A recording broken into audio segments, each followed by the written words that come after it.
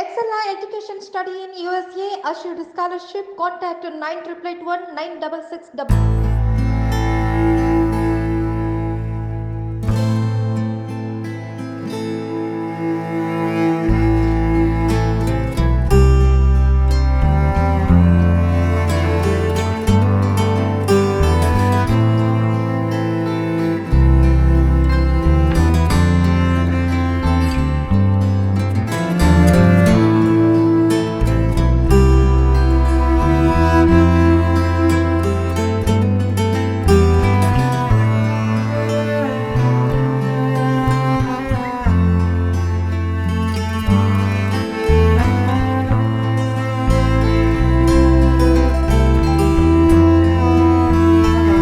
2024 ఎన్నికల సమరానికి సిద్ధం అంటూ కూడా వైఎస్ఆర్సీపీ శ్రేణులు ప్రతి వార్డులో పర్యటిస్తున్న పరిస్థితి అయితే ఉంది. ప్రస్తుతం మనతో పాటు రాజమండ్రి ఎంపీ మార్గాని భరత్రామ్ ఉన్నారు. ఈసారి ఎన్నికల్లో ఆయన రాజమండ్రి సిటీ ఎమ్మెల్యే అభ్యర్థిగా కూడా బరిలో దిగుతూ ఉన్న పరిస్థితి. ప్రస్తుతం వార్డు పర్యటనలో భాగంగా ఆయన 44వ డివిజన్లో పర్యటిస్తూ ఉన్నారు. ప్రస్తుతం సార్ ఏంటి 24 ఎలక్షన్ సమీపించింది, ఇంకా ఎన్నికల నోటిఫికేషన్ రావడమే లేటు, ఎట్లా ముందుకు వెళ్తూ ఉన్నారు? ఈసారి మీరు ఎంపీ క్యాండిడేట్ నుంచి ఇటు ఎమ్మెల్యేగా కూడా మీరు వస్తూ ఉన్న పరిస్థితి, ఏ విధంగా ముందుకు వెళ్తున్నారు సార్?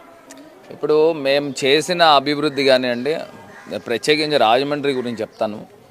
నాకు తెలిసి ఉభయ తెలుగు రాష్ట్రాల్లో ఒక అమ్యూజ్మెంట్ పార్క్ తీసుకుంటే కంబాల్ చెరువు లాంటి పార్క్, నాకు తెలిసి ఈవెన్ హైదరాబాద్లో కూడా అలాంటి పార్క్ లేదు. ఇవాళ ఓపెన్ ఎయిర్ యాంఫీ థియేటర్ సుమారుగా 5-6 వేల మంది పట్టేలాగా ఓపెన్ ఎయిర్ స్క్రీనింగ్ పెట్టి ప్రతిరోజు కూడా మూవీ టెలికాస్ట్ చేస్తూ ఉన్నాం.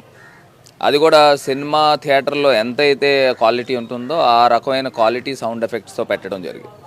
అది కూడా నేను ఓపెన్ ఛాలెంజ్ చేస్తున్నాను. అంత పెద్ద యాంఫీ థియేటర్ ఇండియాలో, తెలుగు రాష్ట్రాల్లో ఎక్కడా లేదు. ఇండియాలో ఉందో లేదో నాకైతే తెలియదు, కానీ అంత పెద్ద థియేటర్ ఇప్పుడు దాకా పెట్టలేదు.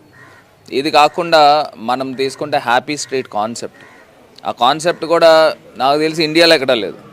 అలాగా ఇన్ని కార్యక్రమాలు వినూత్నంగా చేస్తూ ఉన్నాం, అభివృద్ధి పందాలో వెళ్తూ ఉన్నాం. నాకు ఒక్కటి అర్థం కానిది ఏంటంటే, తెలుగుదేశం పార్టీ ఎమ్మెల్యేలు 5-6 సార్లు ఎమ్మెల్యేలు అయ్యారు, ఎంపీలు 5-6 సార్లు ఎంపీలు అయ్యారు. అసలు రాజమండ్రిని ఒక పెద్ద పల్లెటూరు కింద వదిలేశారు తప్పితే దీన్ని డెవలప్ చేసింది లేదు. ఇదివరకు మనకి 1000 సంవత్సరాల క్రితం రాజరాజ నరేంద్రుడు పరిపాలించిన ఘన చరిత్ర ఉన్న రాజమహేంద్రవరాన్ని ఇంకా కిందకు తీసుకొచ్చేసిన పరిస్థితులు. ఇవాళ రాజమండ్రి అభివృద్ధిలో పరిగెడుతూ ఉంది. నేను చెప్తా ఉన్నా, రేపు దేవుడి దయతో ప్రజల యొక్క ఆశీర్వాదంతో రేపు జగనన్న ముఖ్యమంత్రి అయ్యి తర్వాత నేను ఎమ్మెల్యే అయిన తర్వాత ఒకటే మాట చెప్తా ఉన్నా, Rajahmundry the best smart city కింద ఆంధ్రప్రదేశ్ అని కూడా చెప్పను, ఇండియాలోనే పెట్టే కార్యక్రమం చేస్తాం. మీరు ఏ అవార్డ్స్ అయినా తీసుకోండి, నంబర్ 1 టాప్ 10లో తీసుకొచ్చే ప్రయత్నం ఖచ్చితంగా చేస్తాము. ఇదే తరహాలో ముందుకు వెళ్తున్నాము. రేపు రాబోయే రోజుల్లో ఒక విజన్తో, ఆలోచనతో ముందుకు వెళ్తున్నాం. ఈ 2 సంవత్సరాల్లో ఏ రకంగా డెలివర్ చేసాం, ప్రజలకి ఏ రకంగా మనం అందించాం. ఇవాళ ప్రజలందరూ కూడా మనం చూస్తే పండగలకి బంధువులు వస్తూ ఉంటారు గోదావరి జిల్లాలకి. ప్రతి ఒక్క 2 గోదావరి జిల్లాల వాళ్ళు కూడా రాజమండ్రిలో ఈవినింగ్ వచ్చి స్పెండ్ చేస్తూ ఉన్నారు. లక్షల మంది ప్రజలు వచ్చారు. అందరూ కూడా ఊరు ఇలా మారిపోయింది ఏంటని చెప్తా ఉంటే నిజంగా ఆనందం అనిపిస్తూ ఉంది.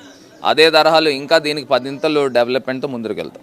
సరే, అంటే ఒకటి చెప్పండి, దాదాపుగా ఈ 5 ఏళ్ల పరిపాలనలో ఎక్కువ కోవిడ్ అనే ఒక మహమ్మారి చాలా బాధించిన పరిస్థితి కనిపిస్తుంది. కానీ ప్రజల్లో ఆ బాధ లేకుండా, అటువంటి ఆర్థిక ఇబ్బందులు లేకుండా కూడా ప్రభుత్వం చాలా పక్కా ప్లానింగ్తో ముందుకు వెళ్ళింది. ఇది ఏ విధంగా మీకు రానున్న రోజుల్లో ఉపయోగపడే అవకాశం? అంటే ఒకటండి, ఇప్పుడు కరోనా అనేది ప్రపంచవ్యాప్తంగా ప్రజలందరూ ఇబ్బంది పడ్డారు. కానీ ప్రత్యేకించి ఆంధ్రప్రదేశ్లో జగనన్న తీసుకున్న మెషర్స్ కానీ ప్రికాషన్స్ కానీ నాకు తెలిసి ఏ రాష్ట్రంలో కూడా తీసుకోవాలి. సో సంక్షేమం కానీ లేకపోతే సరుకులు ఇంటికి అందించడం కానీ మన దగ్గర ఒక అద్భుతమైన వ్యవస్థ, వాలంటీర్ వ్యవస్థ ఉంది, సచివాలయం వ్యవస్థ ఉంది, డోర్ టు డోర్ అన్నీ కూడా డెలివరీ చేశారు. అదేవిధంగా ఫ్యామిలీ డాక్టర్ కూడా, ఆ ఫ్యామిలీ డాక్టర్ కూడా వాళ్ళ తాలూకా ఏమేమి ఉన్నాయో మొత్తం అంతా ఒక కార్డులో మనం సిస్టంలో మనం ఫ్రీజ్ చేయంగానే వాళ్ళ ట్రాక్ వచ్చేస్తుంది. సో ఇవాళ మనం పిహెచ్సిలు కానీ ప్రైమరీ హెల్త్ సెంటర్స్ కానీ, రాజమండ్రిలో 12 ప్రైమరీ హెల్త్ సెంటర్స్ ఉన్నాయి. అవి కూడా అత్యధిక ఆధునీకరణ చేసి మొత్తము డాక్టర్స్ స్పెషలిస్టులను కూడా పెట్టి ఇవన్నీ కూడా చేసాం. ఇది కాకుండా ప్రధానంగా ఈ కరోనా వలన ఇబ్బందులు పడుతున్నారు అనేది, ఎందుకంటే 100 ఇయర్స్లో ఎప్పుడు చూడలే. సో ఇలాంటి పాండమిక్ వచ్చింది కాబట్టి దీన్ని దృష్టిలో పెట్టుకొని ముఖ్యమంత్రి గారు ప్రతి పార్లమెంట్ జిల్లాకి ఒక medical college, government medical college ఇవ్వాలనేది ఆలోచనతో దానికి అనుగుణంగానే రాజమహేంద్రవరంలో ఒక అద్భుతమైన మెడికల్ కాలేజ్ నిర్మాణం జరుగుతూ ఉంది. ఆల్రెడీ ఈ అకాడమిక్ ఇయర్ ప్రారంభమైంది. సో హెల్త్ పరంగా, ఎడ్యుకేషన్ పరంగా ఓపెన్ ఛాలెంజ్, మేము సిద్ధం, చర్చకు సిద్ధం. తెలుగుదేశం పార్టీ నాయకులు ఎవరైనా, నేను ఒకటే చెప్తా ఉన్నా, ఇప్పుడు నేను గతంలో కూడా నేను ఛాలెంజ్ చేసినాం. నేను ఇంకా ఎంపీ, చంద్రబాబు నాయుడు కొడుకు ఇంకా ఏం కాదు, ఆయన ప్రజల్లోంచి గెలిచినవాడు కూడా కాదు. నేను విద్య పైన, వైద్యం పైన ఛాలెంజ్ చేస్తా ఉన్నాం. మేము సిద్ధం, చర్చకు సిద్ధం. వాళ్ళు ఏమైనా చర్చకు వస్తారా లేదా వాళ్ళని కనుక్కోండి. సరే, అంటే ఒకటి ఫైనల్గా ఏంటంటే, మీరు ఈ ఎన్నికల్లో ఇప్పటికే సీఎం జగన్మోహన్ రెడ్డి గారు ఒక నగారా మోగించారు సిద్ధం అంటూ కూడా. ఇప్పటికే రాష్ట్ర వ్యాప్తంగా సభలు కూడా నిర్వహిస్తూ ఉన్నారు కార్యకర్తలతో. అయితే టీడీపీ జనసేన పొత్తులో భాగంగా కూడా వాళ్ళు కూడా సిద్ధం సంసిద్ధం అంటూ కూడా వాళ్ళు కూడా వెళ్తున్నారు. ఎట్లా చూస్తారు సార్ దీన్ని? ఇప్పుడు ఒకటండి, మేము సిద్ధమని 175 నియోజకవర్గాలు పోటీ చేయడానికి మేము సిద్ధం. తెలుగుదేశం పార్టీ 175 నియోజకవర్గాలు పోటీ చేయడానికి సంసిద్ధం అని చెప్తున్నారా? లేదు కదా. వాళ్ళేవో పొత్తులో ఈయన ఒక 100 సీట్లు, ఆయన ఒక 20 సీట్లు, లేకపోతే ఇంకొక బీజేపీని కలుపుకుంటారా, లేకపోతే సిపిఐ సిపిఎంని కలుపుకుంటారా? ఇప్పుడు వాళ్ళు ఏ బేసిస్లో సిద్ధం అని చెప్తారు? 175 మీరు పోటీ చేస్తే మీరు ఛాలెంజ్ తీసుకోండి. అంతే తప్పితే మేము అందరం కూడా గంపగుత్తిగా మేము కలిసి వస్తాము, మేము సంసిద్ధం అని అంటే దానికి ఏ మీనింగ్ లేదు. ఇంకొకటి మనం చూస్తే ఓవరాల్గా చంద్రబాబు నాయుడు గారు 2014లో ముఖ్యమంత్రి అయ్యారు. ఏదైతే విభజన జరిగిన ఆంధ్రప్రదేశ్కి మీరు ఏం డెలివరీ చేశారని అడుగుతా ఉన్నా. ఇవాళ అమరావతి క్యాపిటల్ కట్టారా, లేకపోతే పోలవరం ప్రాజెక్ట్ కట్టారా, రైల్వే జోన్ తీసుకొచ్చారా, లేకపోతే వెనకబడిన జిల్లాలకి మీరు ప్యాకేజ్ తీసుకొచ్చారా? దట్టు ఎన్డీఏ ప్రభుత్వంలో 4 సంవత్సరాలు ఉండి ఏం చేయలేదు కదా. అది మీరు మమ్మల్ని కూడా అడగచ్చు, మరి మీకు 5 సంవత్సరాలు ఇచ్చాం కదా. Polavaram project almost project complete అయింది. ఎల్ఏ దగ్గర మటుకి వాళ్ళు బీజేపీ ప్రభుత్వం ఫండ్స్ ఇవ్వాల్సింది ఉంది. ఇదే తరహాలో ఇవాళ సంక్షేమ పరిపాలన ఆంధ్రప్రదేశ్ రాష్ట్రం అంతా కూడా అందిస్తూ ఉన్నాం. ఇప్పుడు ఒక క్యాపిటల్ నిర్మాణం చేయాలి అని అంటే చంద్రబాబు నాయుడు గారు నోటితోనే చెప్పారు 2 లక్షల కోట్లు అమరావతికి కావాలని. మరి ఎన్ని లక్షల కోట్లు కేంద్ర ప్రభుత్వం నుంచి తీసుకొచ్చారు? ఇప్పుడు ఒకటి ప్రజలందరూ కూడా అర్థం చేసుకోవాల్సింది ఏంటంటే, ఇవాళ ఆంధ్రప్రదేశ్కి ఉన్న బార్గెనింగ్ కెపాసిటీ కేవలం 25 ఎంపీలు. ఎప్పుడైతే బీజేపీకి అబ్సల్యూట్ మెజారిటీ వచ్చేస్తుందో వాళ్ళకి మనం మద్దతు ఇచ్చినా ఇవ్వకపోయినా వాళ్ళ కార్యక్రమాలు వాళ్ళు చేసేసుకుంటున్నారు. సో ప్రజలు కూడా అవగాహన చేసుకుని ప్రజలు కూడా ముందు చూపుతో మనం మాట్లాడుకోవాల్సిన అవసరం ఉంది. ఎందుచేతనంటే ఇలాంటి వ్యవస్థ మారాలి. నేనే పార్లమెంట్లో మాట్లాడా, ఆంధ్రప్రదేశ్ ఈజ్ బీయింగ్ మైనారిటీస్. ఇప్పుడు ఇదివరకు బార్గెనింగ్ కెపాసిటీ 42 ఎంపీలు ఉండేవి. అప్పుడు మనకు ఒక మేజర్ చంక్ కిందన కేంద్ర ప్రభుత్వాలను శాసించేవాళ్ళు. ఇవాళ కేంద్ర ప్రభుత్వము 303 ఎంపీలు కేవలం బీజేపీకి వచ్చేసింది. మనము పార్లమెంట్లో వాళ్ళకి సపోర్ట్ చేసినా చేయకపోయినా వాళ్ళ పనులు వాళ్ళకి జరిగిపోతున్నాయి. సో వాళ్ళని మనం చిన్నచూపు చూస్తూ ఉన్నారు. నేనే మాట్లాడాను పార్లమెంట్లో. ఇప్పుడు మీరు జస్టిస్ చేయండి ఆంధ్రప్రదేశ్కి.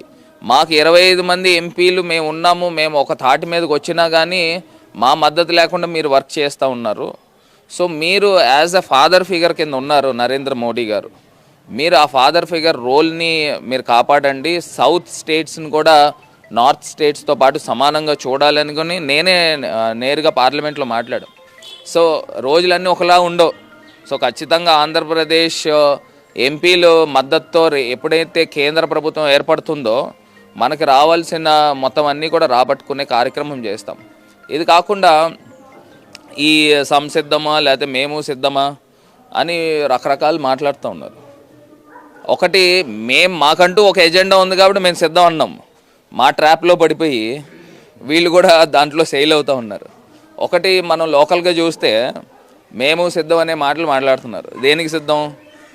ఇప్పుడు లోకల్గా ఉన్న ఎమ్మెల్యే గారు కానీ వీళ్ళు మాటల్లో చెప్పినవి ఏంటంటే, ఒక ఓటు వేయండి 3 పని చేస్తాం. దేనికి పని చేస్తాం? మరి ఎమ్మెల్యే గారు ఎక్కడ ఉన్నారు? పని చేయాలి కదా. ఇప్పుడు షాడో ఎమ్మెల్యేలతో మనకి పని ఏంటి? అది కాకుండా మేము సిద్ధం అనేది దేనికి చేస్తున్నారు? వడ్డీ వ్యాపారాలు చేయడానికి మేము సిద్ధం అంటున్నారు. చిట్లు కట్టించుకోవడానికి సిద్ధం అంటున్నారు ఎమ్మెల్యే పదవిని అడ్డు పెట్టుకొని.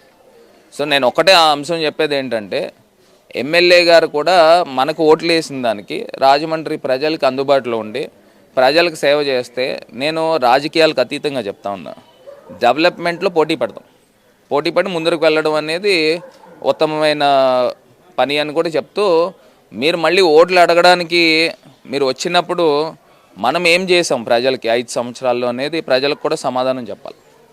అయితే సీఎం జగన్మోహన్ రెడ్డి ఏదైతే సిద్ధం అని ఒక నినాదాన్ని ఇచ్చారో దాన్ని ఆ ట్రాప్లో ఇటు జనసేన టీడీపీ నాయకులు కూడా పడ్డారని చెప్తా ఉన్నారు. ఏదైతే కాపీ పేస్ట్ పద్ధతి ఉందో దాన్నే జనసేన టీడీపీ కూటమి కూడా అవలంబిస్తూ ఉందని, ఏదైనప్పటికీ కూడా రాష్ట్రంలో ఇచ్చినటువంటి సంక్షేమ ఫలాలను ప్రజలకు వివరిస్తూ కూడా ఎన్నికల సమరానికి తాము సిద్ధమని చెప్పేసి కూడా మార్గాన్ని భరత్ చెప్తా ఉన్నారు. రాజమండ్రి నుంచి నేను శ్రీధర్, ఐ డ్రీమ్ న్యూస్.